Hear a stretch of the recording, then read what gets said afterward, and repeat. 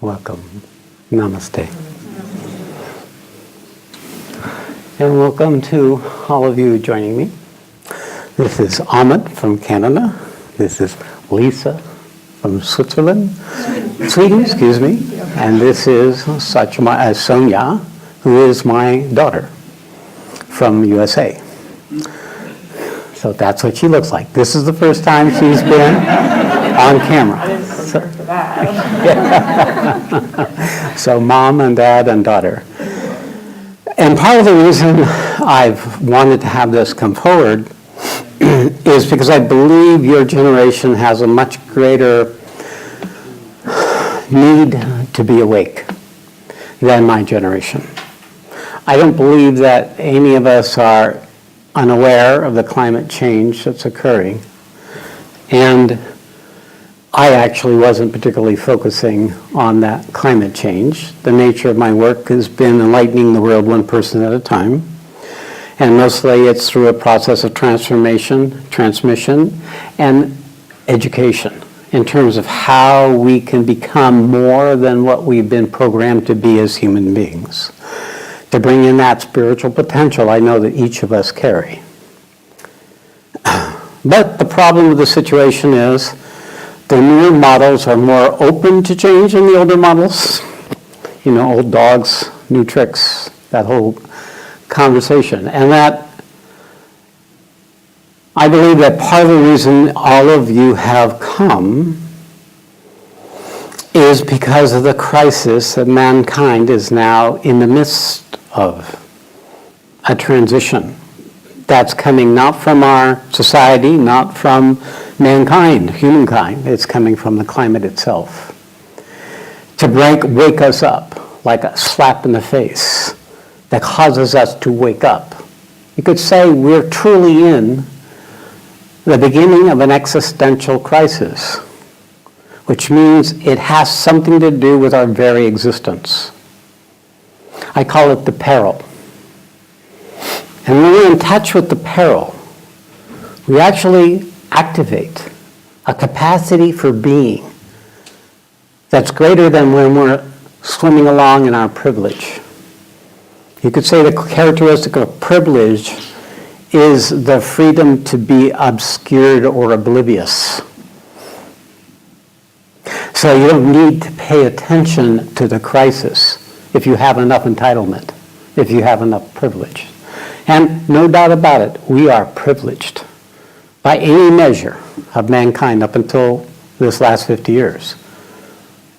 The nature of the privilege, of course, is relative from our perspective, but if you look at objectively, we are able to go forward in our life no matter how bad the air is, no matter if the oceans are warming up at a rate that is no longer going to be able to mitigate the global warming that's going on right now. I just read a report from a man who's been following this for 35 years.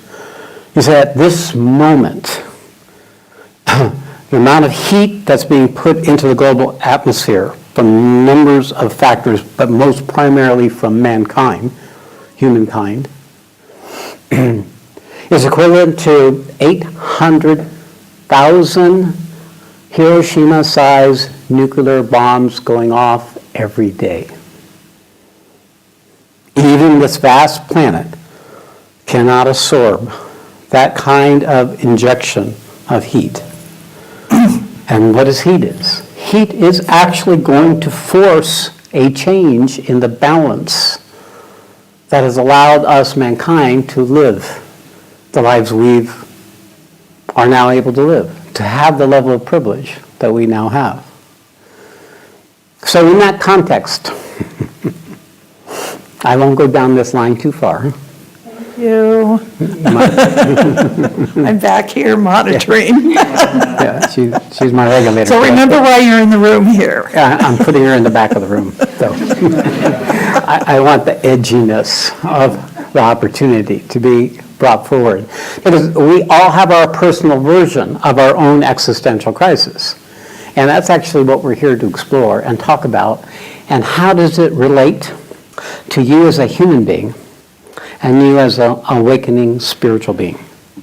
What is the right relationship between the part of your lived life and the part of your spiritual life? Between your spirit and matter, your consciousness and your person. So that's where I want to explore. And I'm here really mostly to introduce and hold the space for you to go into a sharing and a discussion about what this looks like for you and what this might mean for you. And the context to hold this in is purpose. Because although there is a purpose for existence, this is what my realization said, that every single one of us are living the opportunity of that purpose, if we know it or not. Even if we're in the obscurity of our conditioning and our negative story, we are actually in the midst of an unfolding of a purpose that isn't our own, but rather shared by all of life. This coming into existence is the urge, the purpose of life.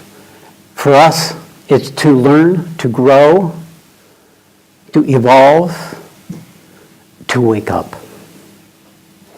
To wake up is to come out of the obscurity of our roots, like a lotus coming up from the swamp, and open up to the opportunity of what we are as consciousness in a body, spirit in matter.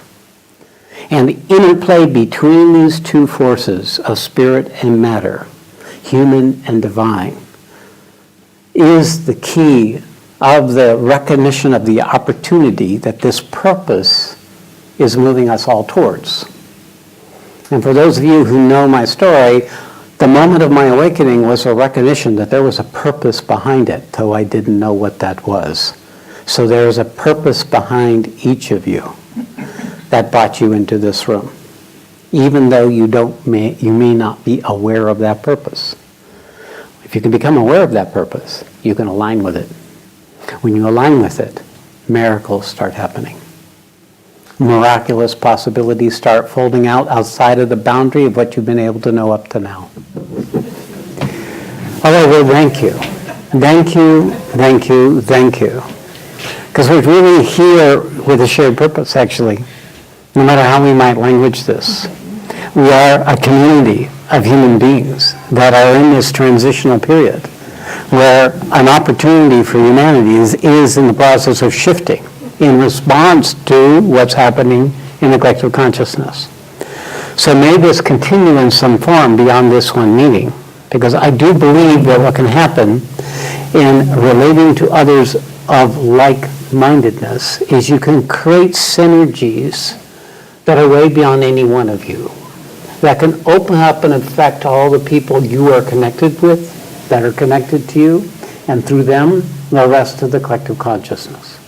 That the way to shift the era that we're now living in the midst of is through this, you could say, virus, this infection in the existing swarm that has limited and bound consciousness for eons, to become healed, to transmute, to become a different kind of human being.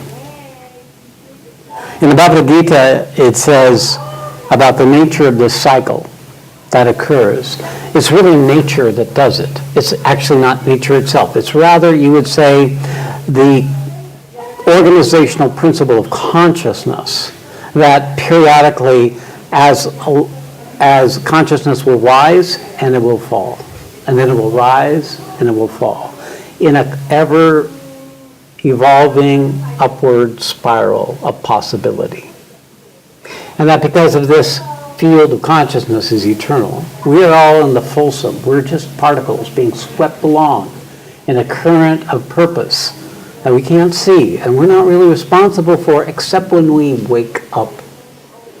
Because when we're in ignorance, we don't know what we're doing. We're just being what our mother did, our father did. We're just doing what our friends do. We're doing what everybody else does, is what we read or what we hear. We're born in the middle of the fragment, a tiny fragment of the story of what it means to be an awake human being on the planet. So the whole nature of spiritual awakening that's occurring on the planet right now is because the collective consciousness is more aware, more alert, more awake than it's ever been. And And why? Because this transition now needs to include matter, life, the foundational structure from which our bodies were formed. We need to bring this awakening consciousness and embody it so that the earth itself can be lifted by that spiritual infusion of our own awakening, first into our own bodies, then in our relationship with others, and then in our role of serving the unfolding of the opportunity of the purpose in this transitional period of humankind. So I'm here with that purpose. In the Bhagavad Gita it says, I come again and again during periods of darkness, when the cycle becomes dark, to show the way of the next unfolding that has yet to be shown, that will be of a complete different order of the highest that had occurred previously. A new upward spiral shift in this endless movement of risings and descendings. So this is what I see. And I come not just as a person, although the nature of an incarnation is there also, they don't lose their personhood. They don't live in the merger of their realization. They don't rest in their enlightenment. They bring it into a dynamic, active expression into life. And what I've noticed in the nature of my work is that the force that lives me now can be transmitted. That people who come to serve this work start tapping into the very same energy that lives me, and it starts living you. It's an enhancement in our own otherwise natural ability to be awake. It makes that awakening a manifesting force, a current of becoming within us that sets in motion a biological transformation, an emotional transformation, and a mental transformation that makes our bodies vehicles for a higher possibility for mankind. That's the facts. You don't need to believe me. May you find out for yourselves. And that would be this opportunity. And meanwhile, because of the nature of the condition we've been born into, the darkness we've born into, this emerging process is very challenging. Because you're carrying your mother along, you're carrying your father along, you're carrying their mothers and fathers, and their mothers and fathers, and their mothers and fathers. We all carry a piece of the collective ignorance, the collective resistance, the collective unwillingness to change, the collective obscurity, the collective preference for staying asleep. So when we awake, we're dragging along those who are connected to us, and therefore it's so hard to hang on to that awakening. That's why having correct information, so that you don't lose hope, that you don't get overtaken by the inevitable dejection and despair that occurs on the spiritual transformational process, so that you can recognize those symptoms in yourself, in your own experience, and learn how to say, oh good, another chunk of darkness is showing itself, another opportunity to come into existence in a way I didn't know how to be in existence before.